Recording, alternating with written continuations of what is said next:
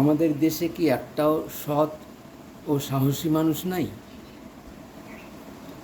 এটা বলছি তার কারণ 2021 সাল থেকে প্রায় 3 বছর ধরে আমি সোশ্যাল মিডিয়াতে আমি এইসব ঘটনা প্রকাশ করছি।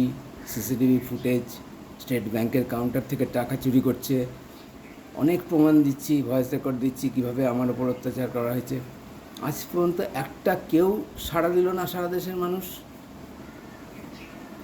কেউ লাইক দিল, কেউ দুটো কমেন্ট করলো, সেগুলো কোনো ব্যাপার না, কিন্তু এই বিষয়টায় সাহায্য করার জন্য কেউ নেই।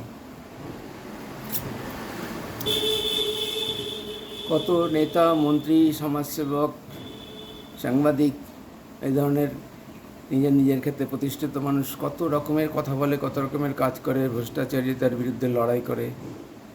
আমার এটা নিয়ে কেউ একটাও কথা বলছে না। অথচ আমার বিরুদ্ধে আমাকে চাকরি খেলো স্টেট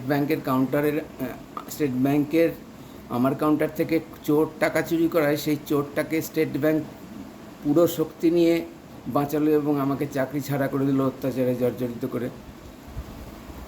তা নাহলে আমি মারা যেতাম। 2.5 লক্ষ স্টেট ব্যাংক কর্মী তো তাদের সাহায্য করলো একটা অন্যায় কাজে, চোরের পক্ষে। এবং একজন ইনোসেন্ট স্টাফ যার কাউন্টার থেকে চোরটা টাকা চুরি করেছে, তার বিরুদ্ধে এত অন্যায় তারা করলো, সবাই একজোট বেঁধে। আমাকে সাহায্য করার মতো কেউ নাই।